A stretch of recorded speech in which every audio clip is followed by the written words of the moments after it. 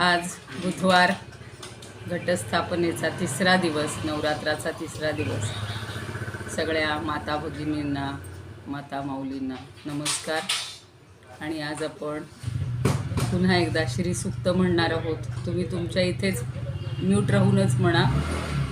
आणि भगवद्गीतेतल्या 9व्या अध्यायातला 17वा श्लोक पुन्हा एकदा आपण घेणार आहोत. काल थोडा घाईत झालेला आहे. वसुदेवसुतं देवं कंसचाणूरमर्दनं देवकी परमानन्दं कृष्णं वन्दे जगद्गुरुं. गुरुर्ब्रह्मा गुरुर्विष्णुः गुरुर्देवो महेश्वरः गुरुः साक्षात् परब्रह्म तस्मै श्रीगुरवे नमः. शान्ताकारं भुजगशयनं पद्मनाभं सुरेशं विश्वाधारं गगनसदृशं मेघवर्णं शुभांगं लक्ष्मीकान्तं कमलनयनं योगिभिर्ध्यानगम्यं वन्दे विष्णुं भवभयहरं सर्वलोकैकनाथं. यं ब्रह्मा वरुणेन्द्ररुद्रमरुतस्तुन्वन्ति दिव्यैस्तवैर्वेदैः साङ्गपदक्रमोपनिषदैर्गायन्ति यं सामगाः. ध्यानावस्थिततद्गतेन मनसा पश्यन्ति यं योगिनो यस्यान्तन्न विदुःसुरासुरगणा. देवाय तस्मै नमः. देवाय तस्मै नमः. श्री सूक्त म्हणूया. ओम हिरण्यवर्णां हरिणीं सुवर्णरजतस्रजां चंद्रां हिरण्मयीं लक्ष्मीं जातवेदो म आवह. ताम आवह जातवेदो लक्ष्मीमनपगामिनीं यस्यां हिरण्यं विन्देयं गामश्वं पुरुषानहम्. अश्वपूर्वां रथमध्यां हस्तिनादप्रबोधिनीं श्रियं देवीमुपह्वये. श्रीर्मा देवी जुषतां कांसोस्मितां हिरण्यप्राकाराम् आर्द्रां ज्वलन्तीं तृप्तां तर्पयन्तीं पद्मे स्थितां पद्मवर्णां तामिहोपह्वये. श्रियं चन्द्रां प्रभासां यशसा ज्वलन्तीं श्रियं लोके देवजुष्टामुदारां तां पद्मिनीमीं शरणमहं प्रपद्ये. अलक्ष्मीर्मे नश्यतां त्वां ऋणे आदित्यवर्णे तपसोऽधिजातो वनस्पतिस्तव वृक्षोऽथ बिल्वः तस्य फलानि तपसानुदन्तु. मायान्तरायाश्च बाह्या अलक्ष्मीः उपैतुमान् देवशखः कीर्तिश्च मणिना सह. प्रादुर्भूतोऽसुराष्ट्रेऽस्मिन् कीर्तिमृद्धिं ददातु मे. क्षुत्पिपासामलां ज्येष्ठामलक्ष्मीं नाशयाम्यहम्.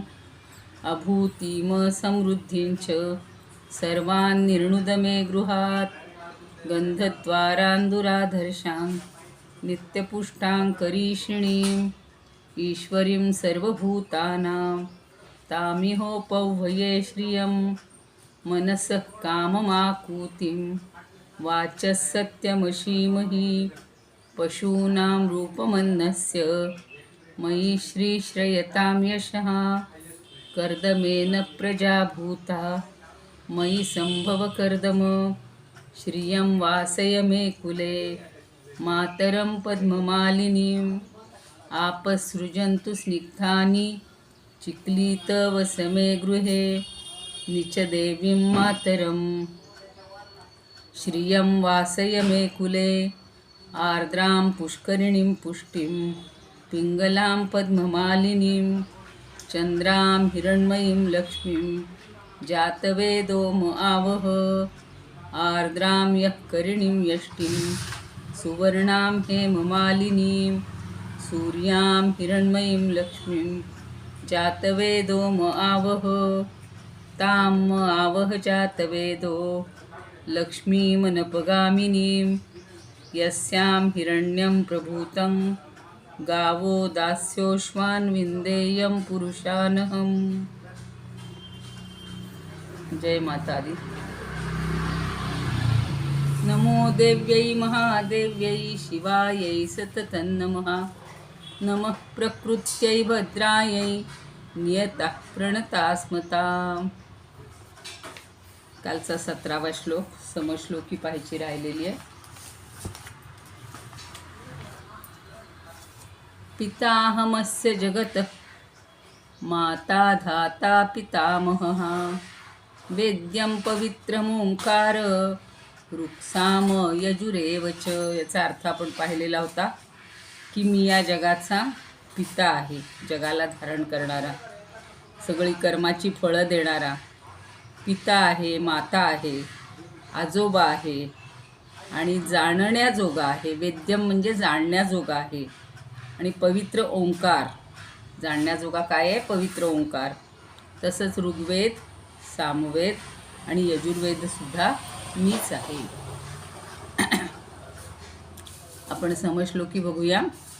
मी ह्या जगास आधार माय बाप वडील मी तिन्ही वेद ओंकार जाणण्या योग्य पावन. ओंकार हा पावन आहे, पवित्र आहे. गोखले म्हणतात, पिता मी जगताचा ह्या माता भरता पितामहो पवित्र वेद्य ओंकार ऋग्यजू साम मी असे. सेनापती बापट म्हणतात, सृष्टीचा मी पिता माता आधार ही पितामह ज्ञेय पावन ओंकार ऋक्साम यजुवेदही. नंदापुरे म्हणतात, पिता पितामह माता धारक या जगताचा मीच असे ज्ञेय शुद्ध तो ओंकार ही मी वेदत्रय ही मीच असे. हरिपंडित म्हणतात, मी माय मी बाप जगासी पार्था. छान सोप्या शब्दात सांगितले. पितामहो मी फळभोगदाता ओंकार मी पावन मीच जाण मी यज्ञ वेदत्रयी मी प्रमाण. मीच वेदत्रयी आहे, प्रमाण अशी वेदत्रयी सुद्धा मीच आहे.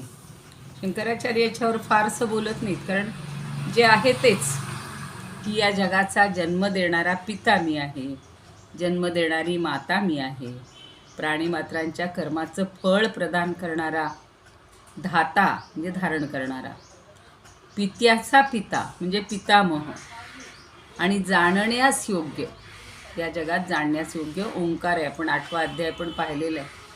8व्या अध्यायात ओंकाराचं महत्त्व सांगितलेलं आहे. तर पावन असा ओंकार मीच आहे.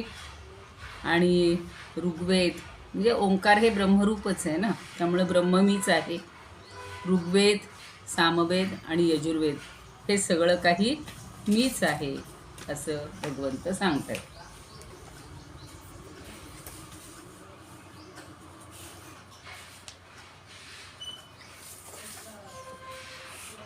आता हा परमात्मा या सगळ्यामध्ये भरून राहिलेला आहे. त्यामुळं सुरुवात जी झाली, सृष्टीची निर्मिती जी झालेली आहे ती आपल्याला माहिती आहे की तो एकमेव एकटा आहे, एकटा होता. पण त्याला असे एक दिवशी स्फुरण झालं, एका वेळी एक स्फुरण झालं की एक हा अहम बहुश्याम. आणि हा संकल्प झाला किंवा हे स्फुरण झालं आणि वास्तविक जो निर्गुण आहे, निराकार आहे, निर्विकार आहे, त्या परब्रह्माच्या ठिकाणी संकल्प झाला किंवा संकल्पाचा विकार निर्माण झाला. जशी संथ पाण्यावर एखादी वाऱ्याची झुळूक यावी, मग त्याच्यात तरंग उठतात, लाटा उठतात, सगळा पृष्ठभाग हा विकारित होतो, म्हणजे त्याच्यामध्ये विकार होतात. तसं या संकल्पामुळं या परब्रह्माला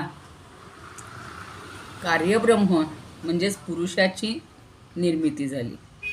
आणि सूर्यप्रकाशात जशी शरीराची सावली स्वाभाविकपणे हळूहळू पडत असते, तसे या संकल्पामुळं पुरुषाच्या ठिकाणी प्रकृतीची उत्पत्ती झाली आणि हे सगळं जग उत्पन्न झालेलं आहे. ही सृष्टी उत्पत्तीची काय म्हणू आपण, जी एक प्रक्रिया आहे ही आपण अनेक वेळेला पाहिलेलं आहे. श्री ज्ञानदेवांनी अमृतानुभवामध्ये असं म्हटलेलं आहे या सृष्टीसंदर्भात, पतितेची रूपपणे लाजोनी अंगाचे मिरमिणे, केले जगा एवढे लेणे नामरूपाचे. आणि त्याचं स्पष्टीकरण जोग महाराजांनी असं केले, पुरुष हा अरूप म्हणजे रूपरहित आहे. त्याला कान नाक डोळे हातपाय काही नाही आहे, म्हणून तो निरवयवी आहे, म्हणून त्याला अरूप म्हटलेलं आहे. आणि अशा अरूप पतीच्या योगानं मूळ माया हीच कोणी स्त्री फार लज्जित झाली आणि ती मोठी दैवी म्हणले ना, दैवी हेशा गुणमयी मम माया दुरत्यया, ते जे भगवद्गीतेत म्हणलेलं आहे तशी आहे ही. आणि ती एखाद्या कुलवान गुणवान रूपवान अशा स्त्रीला जर एखादा म्हणजे कुरूप वगैरे जर पती मिळाला तर तिला जरा लाज वाटते, लज्जा वाटते. खूपदा पाहतो आपण, गोऱ्या पान मुली असतात त्यांना बरोबर काळा कुट्ट नवरा मिळतो. पण काळा हा रंग काही त्याज्य नाही आहे, पण तरीसुद्धा जी विभिन्नता दिसते त्यामुळे तिला थोडीशी लज्जा वाटत असते, लाज वाटत असते. म्हणून ते जोग महाराज असं म्हणतात, ती कशी आहे प्रकृती, आपणच आपल्या पतीचं सर्व काही बनलेली आहे. तर असं म्हटलेलं आहे, एवमादीनि कर्माणि मयैवाचरितान्यपि आरोपयन्ति रामेस्मिन् निर्विकारे खिलात्मनि. आता खरं नामरूप असा जो पुरुष आहे किंवा पुरुषपतीला नामरूपात्मक जगता एवढा दागिना घालून सगुण साकार अशा आपल्याला शोभेच्या रूपात प्रकृतीनं सुशोभित केले. तीच नामरूपाने युक्त आहे, म्हणून पती पुरुषसुद्धा त्यामुळं तसा बनलेला आहे. तर संस्कृतमध्ये जो पा धातू आहे, पा धातूचा अर्थ आहे रक्षण करणे, आणि मा धातूचा अर्थ आहे मोजणे. मग निर्माण म्हणजे मोजणे आणि निर्माण करणे यामधील दोन धातूंचं त्यांनी तृ म्हणजे तृप्यती तृप्त करणे, अशा तीन गोष्टी एकत्रित येऊन पितृ हा शब्द बनलेला आहे. आणि पितृचा अर्थ आहे रक्षण करणे किंवा खुश करणे. वडिलांचं कर्तव्य काय असतं हो, मुलांचं रक्षण केलं पाहिजे, त्यांना तृप्त केलं पाहिजे, त्यांना खुश ठेवलं पाहिजे. आणि मातृचा अर्थ काय आहे, माचा अर्थ सांगितला, मा म्हणजे मोजणे. पण ती काय करते, सगळ्या गोष्टींची मोजदाट ठेवते, सांभाळ करते, संगोपन करते, अशी ही माता आहे. आणि या दोघांच्यामुळं, प्रकृती आणि पुरुषाच्यामुळं हे सगळं विश्व हे चालू आहे. आणि ते सगळं मीच आहे असं भगवान आपल्याला सांगतायत. पुढचा आता श्लोक बघूया. गतिर्भर्ता प्रभु साक्षी निवास शरणं सुहृत् प्रभव प्रलयस्थानं निधानं बीजमव्ययम्. आता मी मूळ कसा आहे ते सांगतायत अर्जुनाला. गतिही संधी आहे बघा, गतिही भरता. गती म्हणजे एखादी गोष्ट प्राप्त करून घेण्यासाठी योग्य असं ठिकाण, म्हणजे आपली गती किंवा आपलं गंतव्यस्थान एकच असतं. समजा हिमालयावर चढायचे तर त्यांचं हिमालय ही गती आहे. आता आपल्याला काहीतरी काय म्हणूया आपण, अध्यात्मज्ञान मिळवायचे, परमात्मज्ञान मिळवायचे, ही आपली गती आहे. आणि भरता म्हणजे कसं आहे, सर्वांचं धारण पोषण करणारा, भरण पोषण करणारा. शिवाय हा प्रभू आहे, म्हणजे सर्वांचा स्वामी आहे, साक्षी आहे. तुम्ही चांगल्या गोष्टी केल्यात तरी देवाला पाहावे लागतात, परमात्म्याला. आपण वाईट कर्म केली तरी त्याचाही तो साक्षी असतो. आणि पुढं म्हणलेलं आहे निवास हा, म्हणजे सर्वांचं निवासस्थानसुद्धा तोच आहे. आणि शरणम, आपल्याला शरण जायला योग्य कोण आहे, आपण व्यवहारातले लोक मोठे मोठे बघतो, श्रीमंतांचा आश्रय घ्यायला जातो, किंवा काही जण जे अगदी ऐश्वर्यवान आहेत त्यांचा आश्रय घेतात, पण तो काही कायमचा आश्रय आपल्याला मिळत नाही. त्यांनी जर पाठ फिरवली तर काही उपयोग नाही आहे.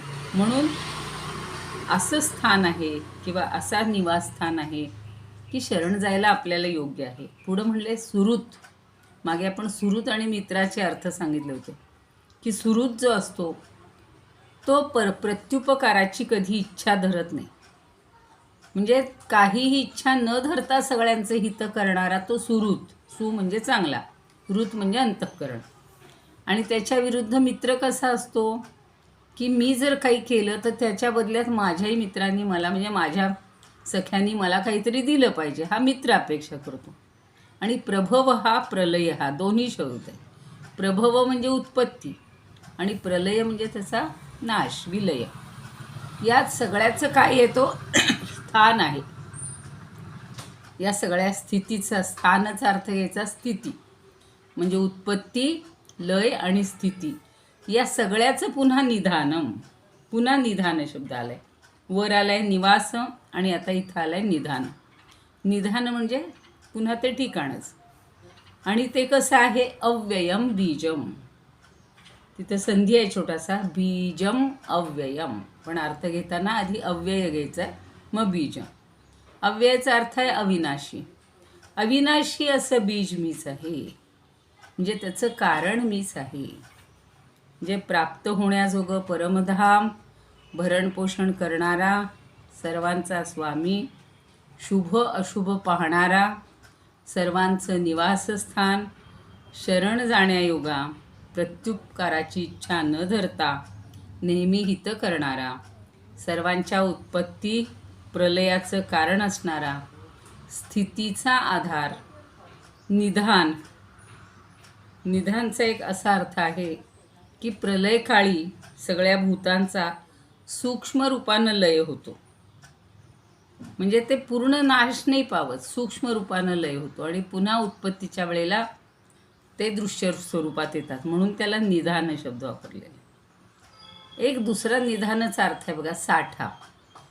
पूर्वीच्या काळी घराघरातून असे बघा जमिनी खोदून त्याच्यामध्ये हंडे, मोहरा, धन ठेवलं जायचं आणि ते लपवलं जायचं, म्हणजे वरनं ते पॅक करायचं. हल्ली वेगवेगळी निघालीत तंत्र, त्याला निधान म्हणायचं. म्हणजे ते खरं आहे, ते काही नष्ट झालं आहे का नाही, फक्त ते पाहिजे तेव्हा आपण उघडू शकतो. आणि म्हणून ते निधान आहे, स्थितीला आधार आहे, निधान आहे. आणि अविनाशी कारण देखील अविनाशी, कधीही माझा नाश होत नाही असं भगवंत सांगतात. 17 आणि 18 मध्ये भगवंताचं सगळं महत्त्व म्हणा किंवा त्याचं जे सगळं रूप आहे ते त्यांनी इथं सांगितलेलं आहे. म्हणजे आधी म्हणलं होतं पिता मीच आहे, माता मीच आहे, पितामह मीच आहे, आणि आता म्हणतायत सगळ्यांची गती मीच आहे, भरता मीच आहे. पुन्हा तेच, म्हणजे आपल्या मनावर पुन्हा पुन्हा पुन्हा बिंबवलं जाते की आपण जे म्हणतो मी करतो, हे सगळं साम्राज्य मी उभं केले. बघा, खूप लोकांच्या म्हातारपणच्या गप्पा जर तुम्ही ऐकल्यात ना, एक 5-7 मित्र असतील किंवा नातेवाईक जमले किंवा आपणही अशा करत असू तर आठवा जरा, की आपण म्हणतो हो काही नव्हतं, शून्यातनं मी हे सगळं उभं केलं. आपण कोण हो करणार, आपल्या हातात काहीच नाही आहे. त्या परमेश्वराची तुमच्या पूर्वपुण्याईमुळं किंवा जे काही आपण संचित आणलेलं आहे, संचित केलेलं आहे पूर्वीचं, त्याच्या आधारावर आपल्याला ह्या सगळ्या गोष्टी देणारा तो परमात्मा आहे. आणि म्हणून तोच या स्थितीचंही कारण, आधार तोच आहे. जणू काही हा गुप्त साठा आहे आणि अविनाशी आहे. अविनाशी असं बीज आहे. आपण काय पाहतो, समजा आता वेगवेगळी धान्य लावली जातात, पण ह्या सगळ्या खरीपाच्या छोट्या छोट्या वेली वगैरे लावल्या जातात ना, मग त्यात घेवडा असेल, पावटा असेल, वाटाणा असेल, तर ते लावल्यानंतर जेव्हा अंकुर येतो तेव्हा पहिलं बीज नष्ट होतं.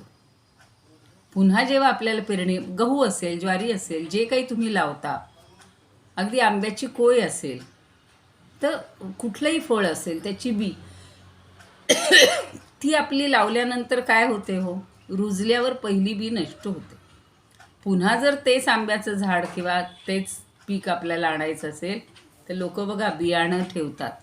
त्या बियाण्याची किंमत खूप महाग असते, कारण टपोरं चांगलं अशुद्ध नसलेलं म्हणजे शुद्ध असं बियाणं ठेवतात शेतकरी लोक जपून. मग हल्ली ते पुन्हा व्यापाऱ्यांकडे, आणि मग व्यापारी हवाय तो अव्वाच्या सव्वा दर घेऊन अगदी 2,000 रुपये 4,000 रुपये किलो असलं तरी माणूस घेणार, कारण त्याच्यावर आपल्याला लाखांनी किंमत मिळणार आहे. म्हणून ते बी चांगलं पाहिजे, पण ते बी सगळं नष्ट होतं. हे मात्र बी कसं आहे, हे बीज कसं आहे परमात्म्याचं, हे अव्यय आहे, कधीही नाश न पावणारं आहे. आणि म्हणून त्यांनी आपल्यावर हे ठसवलेलं आहे की मी अविनाशी आहे, मी अविनाशी आहे. आपण समजलो की बघूया.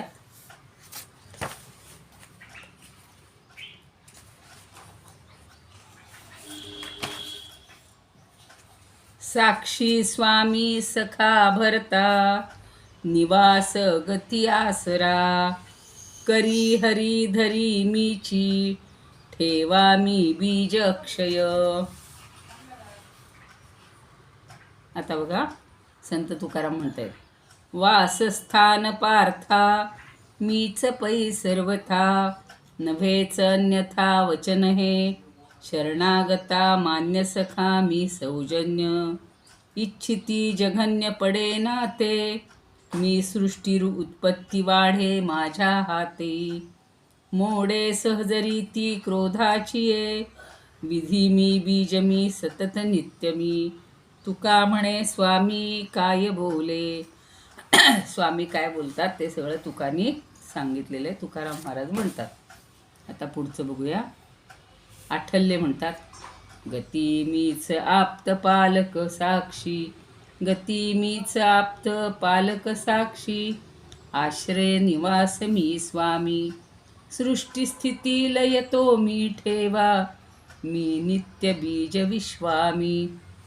तर मिरजकर म्हणतात, गती भरता प्रभू साक्षी. त्याने तेच शब्द फक्त मराठीत तेच सगळे वापरतो आपण. वसती मित्र रक्षिता, उत्पत्ती प्रलय स्थान, विधी बीजही मी तथा. म्हणजे ह्या तिन्ही क्रिया मीच आहे, बीजही मीच आहे, असं मिरजकर म्हणतात. आता गडकरी काय म्हणतात बघा. भरता साक्षी गती स्वामी, निवास स्थान मीच मी, मित्र मी. सुरुचा अर्थ यांनी मित्र घेतलाय. स्थिती मी लय उत्पत्ती, ठेवा मी बीज अक्षय. भारती म्हणतात, गती भिन्न मीच देतो, न्यायी आधार मीच रक्षक मी, हित करता उत्पत्ती स्थिती, लय करता सुशांती अव्यय मी. सगळं मीच आहे, सगळी या जगातली शांती सुद्धा मीच आहे. शंकराचार्य काय म्हणतात की गती म्हणजे काय, कर्मफळ. सोपं सांगितलंय. आपण म्हणतो गतीर भरता, तर एखाद्याचं प्राप्तव्य स्थान असाही अर्थ गतीचा घेतलाय, पण शंकराचार्यांनी कर्मफळ अर्थ दिलाय. बरोबर आहे. जे काही आपण करतोय त्याचं फळ देणारा तो आहे, आणि ज्या प्रमाणात करतोय त्या प्रमाणातच फळ मिळणार आहे. भरता म्हणजे पोषण करता, प्रभू म्हणजे स्वामी, साक्षी म्हणजे प्राणीमात्रांच्या केलेल्या आणि न केलेल्या कर्माचा द्रष्टा, ज्यामध्ये प्राणीमात्र निवास करतात ते निवासस्थान, शरण आलेल्या दुःखितांचे दुःख दूर करणारा, शरण उपकाराच्या फेडीची अपेक्षा न ठेवता उपकार करणारा मित्र, आणि जगाचा उत्पत्ती करता म्हणजेच प्रभव प्रलय आणि जग ज्याच्यामध्ये लय पावते असा, सर्व जगत ज्या ठिकाणी स्थिरावते ते स्थान, कालांतराने प्राणीमात्रांनी केलेल्या कर्माचा उपभोगमय फळाचे भांडार निधान आणि अविनाशी बीज मी आहे. अशी उत्पत्ती आणि लय या कृतीचं कारणही मीच आहे. जोपर्यंत संसार आहे तोपर्यंत त्याचे मूळ कायम आहे, म्हणून अविनाशी बीज मी आहे. कारण बीजाशिवाय काहीही उत्पन्न होत नाही. ही उत्पत्ती नित्य होताना अनुभवाला येते आणि म्हणूनच बीज परमात्मा याचा कधीही नाश होत नाही. सगळं याच्यात त्यांनी सांगितलं. आता काहीच म्हणजे भगवंतच सर्व काही आहे. आता तैत्तिरीय उपनिषदात म्हटलंय बघा की ज्याच्यामुळं सगळं होतं, म्हणजे त्याच्या म्हणजे ब्रह्माच्या भयानं वायू वाहतो, भयात इंद्रश्च अग्निश्च, हे माहिती आहे आपल्याला. इंद्रसुद्धा कार्य करतो, सूर्य उगवतो आणि इंद्र आणि पाचवा मृत्यू, हे सगळे त्याच्याच काय म्हणूया आपण भयानं धावत असतात, काम करत असतात. आणि अध्यक्ष म्हणजे गतिर्भर्ता जे म्हटलेलं आहे, तर एखाद्या सभेचा अध्यक्ष असतो म्हणजे प्रमुख असतो, तो नियंत्रण करतो सगळ्या सभेचं. म्हणून कार्यक्रमाचे संयोजक कार्यक्रम चालवत असतात, पण ते अध्यक्ष पाहत असतो. जर काही मध्ये गडबड झाली, आपण आता विधान परिषद लोकसभा पाहत असतो की तिथल्या त्या अध्यक्षाला सारखी ड्युटी असते बघा, पुढे काही गडबड करायला लागलं की त्याच्यावर नियंत्रण ठेवणं. त्या प्रत्येक कार्यक्रमामध्ये, कार्यक्रमाच्या संयोजनामध्ये अध्यक्षाचं काही अंग नसतं, म्हणजे तो शेवटी फक्त अध्यक्षीय बोलतो, पण सगळे कार्यक्रम त्याच्या साक्षीनं चालतात. तसं ह्या परमेश्वरानं किंवा ब्रह्मानं, काय म्हणू आपण, ब्रह्मदेव, विष्णू आणि शंकर किंवा महादेव, या सगळ्यांकडे आपली आपली जबाबदारी दिलेली आहे आणि नियंत्रण मात्र स्वतःकडे ठेवलेलं आहे. म्हणून भगवंत अर्जुनाला सांगतायत की या सगळ्या भूतमात्रांचं निवासस्थान मीच आहे. सगळं जे आहे ते आता आपल्याला समजलेलं आहे. मनुष्य खूप वेळा बघा असं असतं की आपल्याला भलं मोठं संकट येतं आणि त्यावेळेला असं वाटतं की आपण आता खलास, संपलंच आपलं. पण अशा वेळेला काहीतरी योजना घडते, काहीतरी घडतं आणि आपण त्या संकटातनं सावरले जातो. तेव्हा आपण म्हणतो देव माझ्या पाठीशी आहे. तर हे सगळं आपल्याला का मिळतं, ते या परमात्म्यामुळं मिळत असतं आणि तो सगळ्याचा साक्षी आहे. तर त्याच्यावर आपण दृढ श्रद्धा ठेवली पाहिजे. अजूनही 19व्या श्लोकात तो सांगतायत भगवंत, तपाम्यहमहं वर्षं निगृह्णाम्युत्सृजामि च अमृतंचैव मृत्युश्च सदसच्चाहमर्जुन. आता यातले संधी पहिले बघा. तपामी अहम अहम, तपामी अहम अहम असं दोनदा म्हणलेलं आहे. अहम म्हणजे मी आणि अहम म्हणजे मीच. वर्षम, वर्ष म्हणजे पाऊस, पर्जन्य. तो काय करतो, निगृह्णामी उत्सृजामीच, मी पर्जन्याचं आकर्षणही करतो आणि उत्सृजामी म्हणजे पाऊस पाडण्याचंही काम करतो. तपामी म्हणजे पहिल्यांदा सूर्यरूपाने तापत असतो, मग त्याची वाफ होते, मग त्याचे ढग होतात आणि म्हणून पाणी पाडण्याचंही काम करतो मीच, पाऊस पाडण्याचंही काम मीच करतो आणि आकर्षण करण्याचं कामही मीच करतो. पुढं म्हणलं आहे अमृतंच एव मृत्युच. शिवाय मी अहम शब्द आता इथं घ्यायचा की अहम अमृतम, म्हणजे मी अमृत आहे आणि च मृत्युहू, आणि मृत्यूसुद्धा मीच आहे. पुढं काय आहे, मृत्युहूच, संधी आहे तिथे छोटासा, आणि सत असत च अहम अर्जुन, एवढे शब्द एकात आहेत. सत म्हणजे सत्य, असत म्हणजे असत्य, च अहम हे सगळं मीच आहे अर्जुन. अरे अर्जुना, सत आणि असतसुद्धा मीच आहे.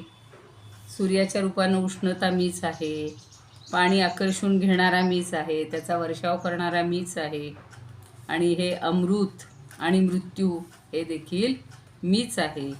म्हणजे सत आणि असत देखील मीच आहे, सगळं मीच आहे, हे लक्षात घे. आता त्याच्यावर शंकराचार्य म्हणतात, नाही आपण हे बघूया, समश्लोकी बघूया अगोदर.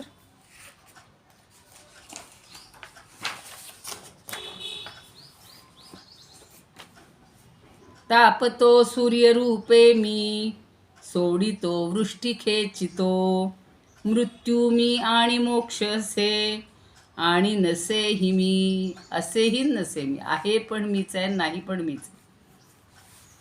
संत तुकाराम म्हणतात, तपतो तो ताप वर्षतो ते वृष्टी, ओढितो मी सृष्टी सोडितो मी, मोक्ष मी पांडवा मरण माझे नीच, जडही गासाच मजसाठी, चैतन्य चंचळ निश्चळ माझे नी, अर्जुना तू मानी गोष्ट खरी, तुका म्हणे भाग्य अथिला हा पार्थ, देव पूर्ण अर्थ सांगे जया. हा देव सगळा पूर्ण अर्थ सांगत आहे. काशीनाथ स्वामी म्हणतात, रवी होऊनी मी तपे स्वप्रतापे, निरोधी करी वृष्टी मी इंद्ररूपे, मी मृत्यू ही नित्यनामी त्रिकाळी, शुभाशुभ हे सर्व ही मी निहाळी. निहाळी म्हणजे निहाळतो. आठल्ले म्हणतात, पार्था या जगतात मीच तपतो, की मीच वृष्टी करी, मी आवर्षण पाडितो कधी कधी, पर्जन्य वृष्टी करी, आहे मोक्ष ही मी जगी मरण मी, ही खूण ठेवी मनी, जे जे सुंदर चांगले सकळ मी, वाईट ही मी जनी. आता लोक म्हणतातच ना, हे वाईट करणारा त्यानंच निर्माण केलेलं आहे ना. थत्ते म्हणतात, स्वये पाडितो ताप पृथ्वीवरी मी, जलावर्षितो कुंठितो सोडितो मी, स्वये प्राण हरता तसा प्राणदाता, असद्भाव सद्भाव मी जाणताता. देशपांडे म्हणतात, सूर्यरूपाने तपन करी मीच, दृष्टी करवी वा थांबवितो मीच, मरण अमरत्व ही मीच अर्जुना रे, तेवी बासद सद्वंद्व मीच सारे. सत असत हे सगळं द्वंद्व मीच आहे. म्हणजे तेही नाही तर मग जगात फक्त परमेश्वरानं सगळ्यात चांगल्याच वस्तू निर्माण केल्या असतं. वाईट काही घडलंच नसतं. हवाय तेवढाच दरवर्षी पाऊस पडला असता आणि नको तेव्हा आवर्षण पडलंच नसतं कधी. पण हे का होतं? नेहमी मी गमतीनं म्हणायची, आम्ही ज्या भागात राहतो ते हे नेहमी म्हणतात की हा पर्जन्य छायेचा प्रदेश आहे. नुसतं वातावरण राहतं पावसाळी, पण पाऊसच पडत नाही. आणि तेच जरा पलीकडच्या थोड्याशा भाग ओलांडून गेलं की तिकडं धप धप धप धप रप रप रप रप पाऊस पडतो. तर नेहमी ते ऐकल्यानं नदी तर 15-15 दिवस कोरडीच असायची. हा प्रकार आम्ही इथे आल्यावरच पाहिला. सगळे अजूनही हसतात. मुलं म्हणतात, नदीला पाणी आलं म्हणजे काय? नदीला पाणी नव्हतं का? असं कधी होतं का? नातवंडांना आता ती गंमत वाटते की आत्ता कसं नदीला पाणी आहे म्हणताय तुम्ही. नाही, नदी तर नदी म्हणजे वाहणारीच नदी. पण इथे तसं आहे. खूप ठिकाणी आता झालेलं आहे. त्याचं कारण काय? वर्षावही मीच करतोय, अवृष्टी पण अनावृष्टी पण मीच करतोय. त्याचं कारण काय? निसर्ग, सगळीकडचं वातावरण हे जरी एक असलं तरी त्या त्या भागातल्या लोकांचं आचरण, पुण्यकर्म केलं तर ह्याला सगळं पुण्यवंताला पुण्यकारक मिळतं. आणि जर आता म्हणजे तुम्ही म्हणाला आम्ही इकडं राहायला आलो म्हणजे आपणही अपुण्य करतो, असं नाही आहे. जो काही भाग अंश या भागात राहण्याचा असेल ते आपल्याला सगळं भोगावंच लागतं.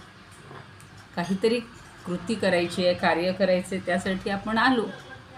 बाकीच्या सगळ्या गोष्टी आपल्या थोड्याच हातात आहेत. पण कदाचित असंही असेल, पूर्वजन्मी काहीतरी कमतरता राहिली असेल, त्याची पूर्ती करण्यासाठी आता इकडे यावं लागलं किंवा आपण करतो. तर असं हे सगळं असू शकतं. आणि सगळं म्हणून मीच हे सगळं करतो. आता सृष्टीची जेव्हा उत्पत्ती झाली तेव्हा ब्रह्मदेवानी, आपण 4था अध्याय पाहिलेला आहे की यज्ञविधी कसा उत्पन्न झाला, यज्ञविधीचा प्रजेला मार्ग सांगितला. त्यावेळचे ऋषी सगळे चिंतनशील होते आणि मग त्यांनी वेगवेगळे यज्ञ त्यावेळेला करायला सुरुवात केलेली आहे. सगळ्या गोष्टी या विश्वातल्या निर्माण झालेल्या आहेत. देव तर काही सगळीकडे जाऊ शकत नाही, म्हणून त्यानं माता निर्माण केली असं म्हणतात. तर मग अशी सांगितलं तसं माता, पिता आणि जिथे मृत होत नाही असा अमृत मी आहे असंही त्यांनी सांगितलं होतं. मग अशी अमृतंचैव मृत्युश्च सदच्चाहमर्जुन. आणि मी सत आणि असत हे दोन्ही आहेच. त्यामुळं हे दोन्ही शब्द या परब्रह्माला लागू पडतात. आता नाही, पण आता वेळ नाही आहे, आपण थांबूया. उद्याला याच्यावरची एक गोष्ट सांगेन. योगेशं सच्चिदानंदं वासुदेवं व्रजप्रियं धर्मसंस्थापकं वीरं कृष्णं वन्दे जगद्गुरुं. कृष्णाय वासुदेवाय हरये परमात्मने प्रणतः क्लेशनाशाय गोविंदाय नमो नमः. ॐ पूर्णमदः पूर्णमिदं पूर्णात् पूर्णमुदच्यते पूर्णस्य पूर्णमादाय पूर्णमेवावशिष्यते. ॐ शांती शांती शांती. जय श्री कृष्ण.